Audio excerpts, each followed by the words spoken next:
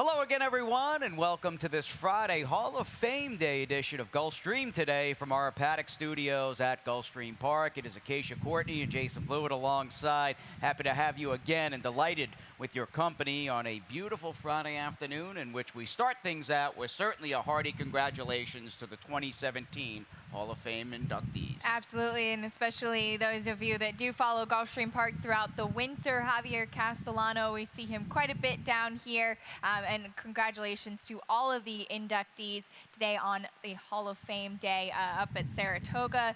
Just certainly a great day to be able to recognize those that have put in so much hard work and accomplished so much in the game. And as far as the three riders that went in posthumously, Garrett Gomez, who in his day, and terrific human being who struggled and was very open with his struggles about substance abuse and mental illness, but a heck of a rider in his day when he hit his prime, say, a decade ago. Victor Espinoza, whose exploits speak for themselves, has a triple crown to his credit with American Pharaoh. Javier, of course, who's won a gazillion races locally at Gulfstream Park, and who could forget the wonderful race mare in Goldie Kova, who, to be honest, if I was to give you a top 5 of the fillies and mares that I've seen run in my days of being a racing fan, she's unequivocally in the top 5. She was just terrific. So this is a personal one for you. Yes, Goldie Cove, even though very much a European miler, so to speak, yes, she hit home with me watching her win for a third time at Churchill Downs on that 2010 Breeders' Cup,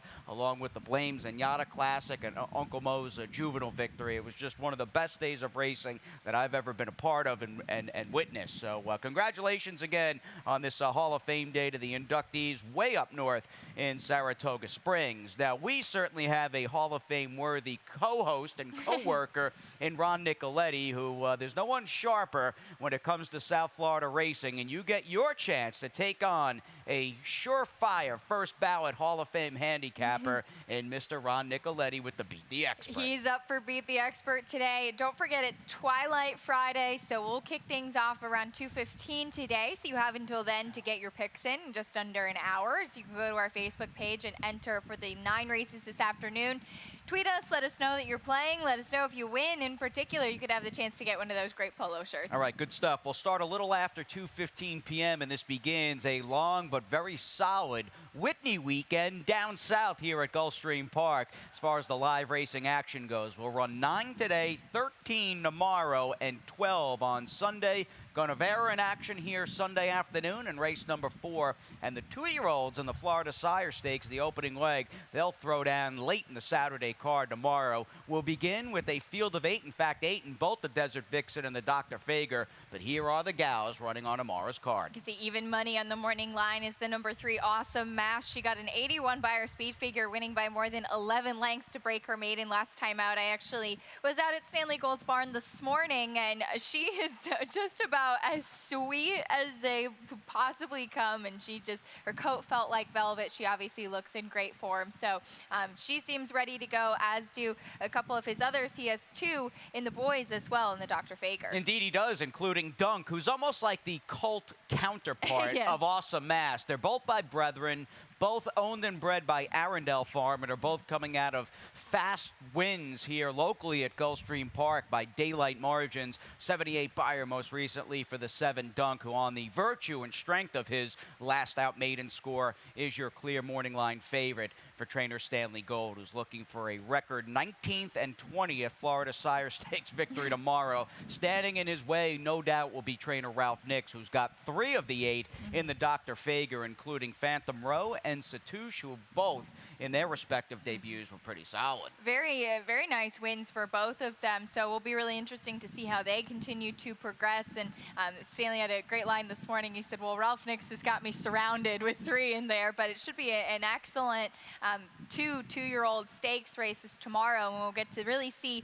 how they will progress in the next 2 legs of the Florida Sire Stakes. As we come off a 2016 series in which 3 rules swept the races for the boys. We'll see what's in store here tomorrow afternoon, but we can't can't get through Saturday or into Saturday before we get through this Twilight Friday card. Just 9 races today, and we'll begin a little after 2:15 p.m. in the first with a field of 8. We'll have that dollar rolling super high 5. That'll jumpstart as well the opening leg of Friday's early pick 5, and then a bit later on, the traditional opening spot of the Rainbow Pick 6. It's race number 4. And just under $30,000 in that carryover. We're at 28.9 right now, so keep an eye on that. Again, tomorrow we'll have those 13 races. It'll start in the 8th race tomorrow, so a little bit later. But today, race number 4, and then we cap things off with the 50-cent late pick 5 in the 5th. Almost like a half a day here with just 9 races. It'll be a fun weekend. We'll try to build up the bankroll. That's the name of the game, and we'll try to get lucky on today's program that begins on the turf. And by the way, we come out of a fast and firm Thursday afternoon in which backtracking to the main track, I think the inside was really the place to be, and early speed was a very potent weapon. We didn't see too many closers getting involved on the dirt or even mid-pack runners. I'm wondering if that's a trend that continues today, and we'll find out. But let's get through the first. How does that sound? We'll get through the first. I like it. Yeah, I like it as well. And, of course, we can't go any further as we start the action with a 5-furlong, 2-lifetime, 3-and-up Filly Mare Claimer. We can't go any further before we see your pick 5 ticket. What's it look like? Yes, well, I do have a single today. Bit of a question, but I think in the first race, Histrionic is the one to beat. Very early in the wagering. The number 3, Perennis, is taking a lot of early money, but on paper, I think it's Histrionic after that last race for sure. Going to back myself up with Don't Believe Watch as well. I think the second race is an anything can happen race. You have a first-time starter that's your morning line favorite, but I don't think has to win at all, so I use 3 in there. My single will come with Devilish Romance, trying to get it 2 in a row for Amanda de la Cerda. Did beat a couple other in this field, and I think she's just been in very strong form. And then I'll use 2 deep in the 4th race as we get to there. That's a maiden claimer, and then I'm going to spread in the 5th race. I think it's Bidacora's to lose, but I do think that there are a couple other strong competitors in there. $24 for me. It's a very quality-filled 5th race to cash out this early pick 5, and I do believe Bidacora, like you, is the filly to beat, and all things being equal. Maybe she's the best horse going in, but she's going to need an A-level effort and a clean trip in a very tightly contested field on paper. But it begins with a rematch, and that includes certainly Histrionic out of the first race here, the opener back on July 15th. That one had a touch of quality, Lady Greatness, Histrionic, and Don't Believe Watch. So you've got basically 3 of the 4 who were in the Superfecta that day, and you and I both want the 7 Histrionic as we backtrack via the spotlight. She was a little bit of a price, and she showed quite a bit of speed last time. You can see she's on the rail, and just to her outside, as is nicely highlighted there, is the number 7 Lady Greatness. We'll pick it up from the quarter pole. And I thought that both of them, again, showed that early speed. And I just want to freeze it right there because I want to highlight the number 5. Here's the winner, Touch of Quality, and we'll let it go from there. She was 50-1. And the best part about this is that she came back to win again next time out. So it's pretty insane. It actually looked like Histrionic might have it won here. On the outside, Lady Greatness did hold on for second, but this is a horse that's just won for 25, so I had a hard time putting her on top. In between them is Touch of Quality again, who did come back to win again. I think one of the keys to this race, aside from the rematch, that's obvious, what does the pace or how does the pace play out with Lady Greatness from the outside? You potentially have Perennis up in the mix for trainer Gerald Bennett, who's on a bit of a cold run, and the number 5 Dreaming of Asa, or Aka, as that one goes second off the claim for trainer Gustavo Delgado. But I thought, like you, Histrionic's last was a real step in the right direction. We'll take her to get it underway here on the Friday card. To the main we go. Race number 2, a 6.5-furlong, real grab bag, hodgepodge type group in this 3-and-up maiden special weight. This isn't your, even at this time of the year in South Florida, this is not your typical special weight field where you've got basically half of the group stepping up off maiden claiming efforts. Couple of firsters in the mix, and then a horse like the number 3, Mr. Miserable, making that turf to dirt move second time out. Baby I'm Perfect is probably the right starting point, whether or not he's super live today, and judging from the early money in the doubles, he's going to take some play, and he may go off favored here. A lot of quality on the female side of the pedigree. We'll give you the rundown with the Blue It's Bullets on this Happy Altar, owned and bred son of a Travers winner. Fourth foal from a dam coming out of a strong female family, and Curlin's approval is in that female DNA, and the best sib is a 3-time dirt winner in the name of Curlin's Princess. Certainly bred to be an okay runner with the hot riding Miguel Vasquez. Absolutely does. Now, I did think there was a little bit of turf pedigree there, so I'll be curious to see how this one looks. The Dam's 2 wins were on the turf. As far as the siblings go, as you said, there were a couple of dirt winners and 1 turf winner in there. What really did make me kind of hit the pause button is there are a couple of really sharp works scattered in there, but it's an extensive work tab all the way back to February. They've been waiting to get this one debuted, and Dave Casson does a great job preparing horses, but over the past 5 years, he has just won for 18 with first-time starters in maiden special weight. So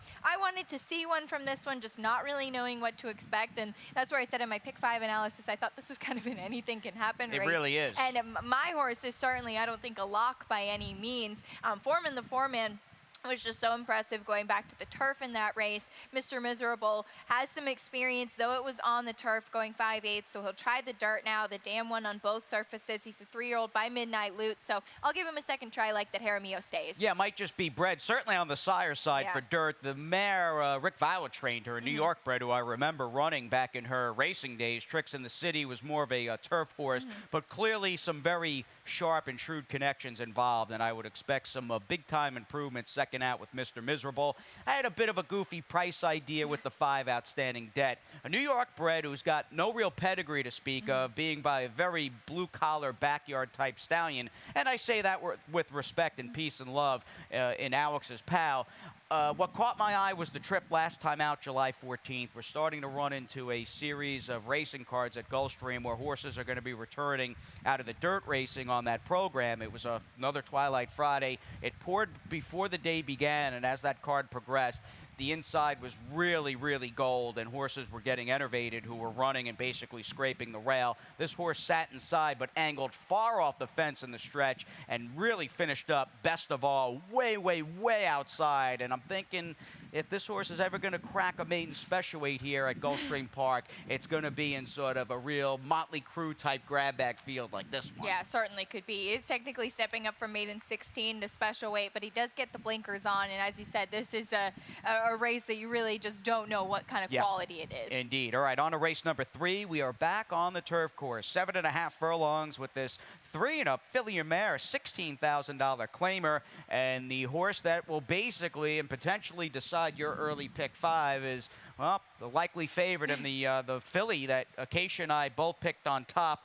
And she's the real center in this race, the number 3, Devilish Romance, who was just coming in off a perfect ride and perfect trip for Tyler Gaffalione, who's back aboard for Midwest, and the streaking, white-hot Armando de la Cerda. Yeah, been going so great lately, and we'll go back to that race. And I think a key with this one is that she did drop from $30,000 claimers to the $16,000. You can see she's the number 8 that day. Hold That Kitten, who is actually in this race as well. She'll be right next door, set the pace far ahead of the rest of the field, but I thought that they were kind of all strung out, but when she shifted outside, and here's where I think things really change, and we'll just freeze right here. You can see these will probably be the 2 big players again today. Hold That Kitten on the inside and Devilish Romance on the outside as we roll now to the wire. This is where I think Devilish Romance maybe just shows how she is a bit more classy, and she ends up just pulling away. Good way to put it there. I'm going to call class edge here. And, I mean, being ridden by a jockey who's got 188 wins on the year and seems to be an odds-on favorite to become the first to hit that 200-win plateau, just doesn't make many mistakes. And all things, again, being equal, class edge here with Devilish Romance. Then the question becomes, Acacia, who do you want or who do you think are the main threats? I went more towards the outside. If I was going to take a shot against the favorite or play some exactas or tries, I'm using Athera, who's stretching back out. Maybe tipped her hand, or I should say she won going long last time at a big price, getting up over a 40-to-1 shot. But I thought her last was a real nice step in the right direction. And I think the Trona girl just hasn't had much luck on her side, and she's basically having her claiming price cut in half. You like the 2, Hold That Kitten. You're looking for a complete reprise from that July 14th race. Well, it could, and I think that she'll be up on the front, on the engine early with the number 1 Pert. I do think that she is just the type of horse that's shown that speed, and she's been able to hold on to stay in the money in the last couple. So that's why I did end up using her in the exacta as well. I think that Pert is more the speed and stop type, or she has been lately anyway, with the exception of her sloppy track race. That does seem to be where she likes to be, but I totally agree with what you said about Athera and Neutrona Girl on the outside. All right, as Armando looks to rack up another victory, just a quick pop as far as his success in giving a leg up to jockey Tyler Gaffalione. We'll give you a quick rundown in the statistics department. They've obviously been a team that's been close to unbeatable as far as racetrack percentages go, batting just under 50%. You've got Devilish Romance to get around in race number 3. And certainly, as Acacia perfectly put it, a logical early pick 5 single. That's a sequence that begins in Friday's 4th race, and this is also the starting point of the Rainbow Six. We'll talk about it and plenty more after a little time out on this 9-race edition of Gulfstream Today. At ExpressBet, we celebrate the champions that make horse racing great. That's why we provide more ways to bet from more places than ever. We've built an entire family of brands to give players more of the rewards they deserve, give bettors the information they need to win, and provide a community for horse bettors. Because the best way to support the champions of horse racing is to champion horse racing. ExpressBet. We are racing. Saturday, August 5th, summer's hottest series returns to Gulfstream Park. It's the Florida Sire Stakes and Summer Soiree. Cheer on Florida's thoroughbred stars of tomorrow in this thrilling afternoon of live racing action. First race is 12:45 p.m. and admission and parking are free.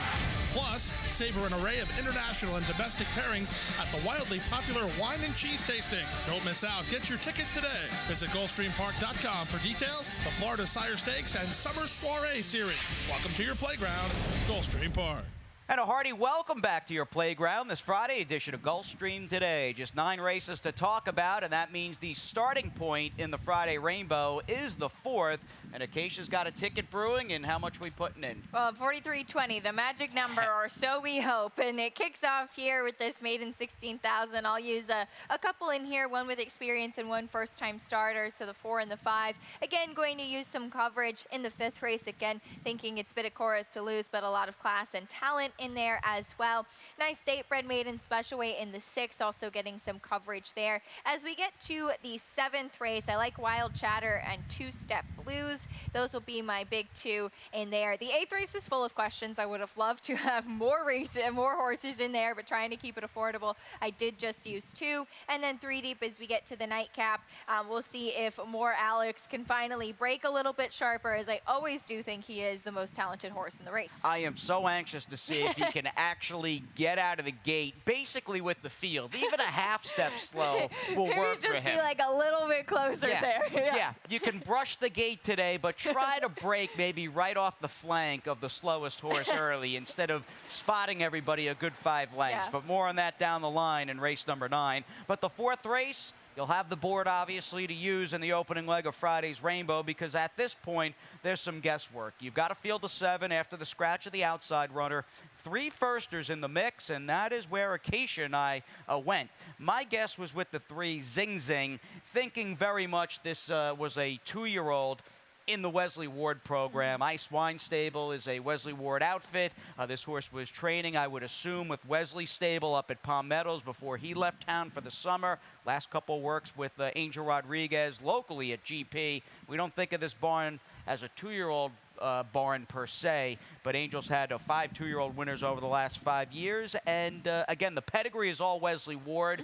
And off that, I mean, if Wesley Ward was listed as the trainer today, this horse might be favored just because he clearly can get one legged up to win first out, especially in a 2-year-old maiden claim, or as good, if not better, than anybody. Absolutely. And so it'll be interesting to watch the board, as you said, and to get a look at these horses beforehand. Has apprentice Franklin Ceballos in the saddle. The Dam one at 2 as well, and this is her first full. I also landed on a first-time starter, and just looking at stats for the Dave Fox barn, 2-year-old first-time starters in maiden claiming over the past 5 years. He's 10 for 47, so 21% win, nearly half of the time in the money, and a positive ROI of 205. And that, plus the fact that Tyler Gaffalione gets aboard, and looking at the pedigree, this one's out of a stakes-placed mare who did win on both turf and dirt, but she was a 3-time dirt sprinter, so that's what I landed on in here. As you said, a little bit of guesswork in here, but I think a live firster could be strong. All right, the only gray. Yes, a live firster will beat the few in here with Right. experience. The ones that have run will be in trouble if, relatively speaking, the 4 and 3 can run at all. Race number 5 on the program kicks off the late pick 5, a 3-up filly and mare, 7.5 furlong turf race. This will go as the Friday featured 5th, and it is a good one as we get into a quality-filled weekend of racing at Gulfstream Park. Now, as far as the opening leg of the late pick 5 goes, I'm just going to put all my eggs in the basket of Bidacor. I'm hoping she pulls a clean trip and gets an honest pace to attack. If she does, I think her class will prevail and come through. You've got some guesswork to be had in race number 6. Field of 7, or excuse me, a field of 8 after scratches with 6 first-time starters and the second-time starting Reagan's Rose in the mix. I will use Reagan's Rose and the 6 Homemade Salsa. Race number 7, I could single Wild Chatter. You might have a situation where she's a little better than them, but I also want, because the statistics are good, Safi Joseph second off the claim with Storm and Charlotte. Race number 8 on the program. There's a big field in that one, but I feel pretty comfortable using trainer Gilberto Zerpa with the 6 Silver Chalice and the number 10 Mo Bourbon for Elizabeth Dobles. And coming up on the nightcap, you hit the nail on the head. Does more Alex finally break? Yeah, we spend our lives basically handicapping and talking about and analyzing these horses. You can't help but feel some sort of attachment to More Alex because he can run and he's got talent. He's just been his own worst enemy, and he's been a real interesting horse who's just a tried and true slow breaker. We'll see him in the ninth today. He's consistent. At least you got to give him that. He is very consistent in that off slow and dwelt department. Now, as far as the 5th race field, let's begin with Bidacora, who seems to be kind of the first in line, if you will, that everybody, at least as far as handicapping, will fall in line behind her. Is she the best horse going into this race? She certainly could be. I think that she's perhaps run against the toughest, and we'll go back to her race 2 starts back in the Ginger Punch, which I thought was one of her best races to date. She's the number 4, and she's out at the back. And before we start, I want to highlight the number 7, who's Something Else, and we'll let it roll from there. We'll pick it up at the quarter pole. And the important thing to note about this, and we mentioned this in our Gulfstream Weekly show, is that the pace held in here. Something Else was out front, and Bidacora closed into what was actually a slow pace, and the pace did not collapse. So I thought it was a very impressive run from her. She ran into the likes of Adorable Miss next time out in the Martha Washington, and for a while at the start I actually thought she was a horse that was maybe just better on the slop, but she's really proved herself as a nice turf runner. I would put her perhaps number 1 on this circuit's most improved horses since I got down here Derby week. I mean, she has come a long way and really stepped up her game, and with the ascension in class has held her form quite remarkably well. And again, she was adversely affected by that dawdling pace last time, in which Adorable Miss and Katinka ran 1-2 around the track here, 4th of July in the Martha Washington. I am very curious to see which Vendetta we get today. When I got to Florida, I had originally, before she ran on May 3rd, or I guess getting prepped for that day for this show, watching some of her victories during that time. Oh, she was like... She was unbeatable. Yeah, the equine version of a lawnmower. She was like so impressive. I wonder, and again, with the rise in competition, her winning ways have kind of evaporated, and I think this is a pivotal race to see whether A, the drop in class is really going to help, or B, she's just really gone the wrong way. It really will be a big test for her. It really will be. Now, she ran in the Treasure Coast. What was that race? Treasure Coast. Treasure Coast last I time. It was the Treasure Coast last time against King's Ghost, who just came flying, as did Quebec. And she was actually closing from off of the pace, too, whereas I think Vendetta is the type of mare that likes to be either on the lead or just right off of the pace. Now, Emisel Jaramillo really did handle her well and kind of adapting to how the pace scenario turned out, but she usually is a speed horse, and I think that she, in her last couple of starts, just maybe has been running against a bit too tough or just not been comfortable with where she is. So Tyler Gaffleone in the saddle today. There is some other speed to the outside in Princess Victoria and Cowgirl Tough, so that is what concerns me most about this if she does get hounded. But if she can get into a comfortable little pocket early, we'll see if she can recapture some of that. All right, should be, if she shows up with one of her better efforts, or at least something similar to that 4-race win streak she had, it'll be a good drive down to the wire between her and Bitacora. Two nice fillies. We'll see which one of them proves best, or if somebody else is lurking for the upset in Friday's 5th race. No doubt a good one on the card. Race number 6 features a big field, a good-sized field, a 2-year-old filly Florida-bred maidens in this $40,000 special weight on the dirt at 5.5 furlongs. If you don't want to play the guessing game, you can certainly give a long look to the 5 Reagan's Rose, who was bet first out and ran a solid race behind the Desert Vixen bound. Valid Interest. Valid Interest. Some money on, I believe she's 7-2 on the morning line in the choice. Desert Vixen I as picked well. her too. So, all right, well, that'll be interesting to see. We'll take a look at Regan's Rose's first race, and she showed quite a bit of speed in there. You like to see that Emmy Sale Jaramillo stays aboard. She's the number 8. She's out front. She did debut with the blinkers on. Thought it was a nice performance from her. Valid Interest is the number 6. She's on the outside. We'll just highlight that quickly. Here's in the blue colors, Valid Interest coming on the outside, and we'll let it roll from there. But I thought she was kind of late switching leads, maybe some greenness, some inexperience there did prove, and it looked like Valid Interest was just very strong at first asking. Certainly have to imagine Regan's Rose will improve. And you stopped by trainer Rory Miller's barn this morning? I did. He has a colt in the Florida Sire Stakes as well. Pretty interesting story, and we'll hear more about that tomorrow. But stopped by his barn, and he was pretty excited about this one. He has a lot of nice 2-year-olds trains up in Ocala. All right, good stuff. And he's got a nice one in Regan's Rose. Now, she might be in trouble if she doesn't improve, and you've got 1 or 2 very well-meant firsters in race number 6. And regarding the well-meant phrase, you would think they like the 6 Homemade Salsa. I know this is the operation where Tyler's bread is buttered, very much so, riding for trainer Mike Maker, but the fact that he's aboard this filly by Two-Step Salsa was good enough reason for me to put Homemade Salsa second, as she's out of a dam who, again, has foaled 5 winners, including Conquest Two-Step and Shake of Shakes. So you've had some precocity on the dirt in the family with Shake of Shakes. It was a big 2-year-old winner a couple summers back at the Spa for trainer Wesley Ward. Quick rundown of the one Fun and Games, who's on the rail. Gray filly by a freshman stallion based in Florida in Rattlesnake Bridge. This one sold originally as a yearling for $8,200 and was pinhooked back at OBS April for 33 G's after working a furlong in 10-1, and the first fall out of a professional maiden dam, if you will, who was 0 for 18 in her running days. Yes, I saw all of that too. Rattlesnake Bridge progeny 0 for 4 so far, so wanted to just kind of watch one, but a nice work tab for Bobby DeBono. You would imagine maybe the tactic is to send from the rail. Having the rail as a firster is never easy. As far as Homemade Salsa goes, I love the name, I love the pedigree as well, but Mike Maker, first-time starters, certainly not one of the strongest moves for the barn. I was intrigued very quickly. Wanted to mention the 7 Tony Ann's Miracle. Really sharp work tab, and Larry Pilati actually does do very well with 2-year-old first-time starters in maiden special. He's about 27%. So interesting to see if this one will run to that work tab. All right, as Miguel Vasquez coming off a 3-win Thursday afternoon. He's been riding in just a solid, consistent groove. The best I've seen him ride since I got to Florida, and he's kept it up one card after another. He'll have the call as we, of course, head further down the stretch, and we come up on Friday's 7th race. A 7.5 furlong field of 9 with 3 and up, filly and mare, Florida bred, A other than allowance optional claiming runners. The number 6 horse, Wild Chatter, we both picked her on top. And again, I would have a hard time arguing with anybody that said, you know what, for Rainbow 6 and late pick 5 purposes, and even the late 4, I want to single her.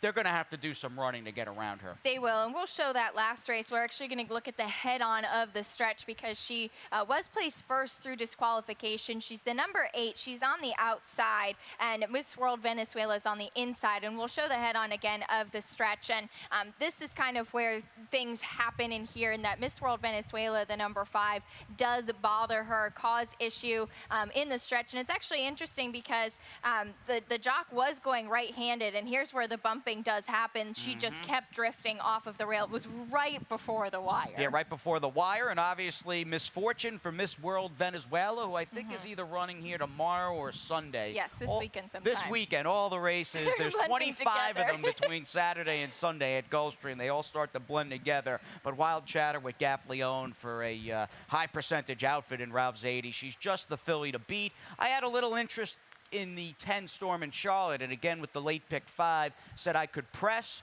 or even single wild chatter. But if I'm using more than her in this race, I want the 10 Storm in Charlotte. Safi Joseph Jr., kind of a very niche stat, but one in which he's done really well. Second off the claim with the last out winner.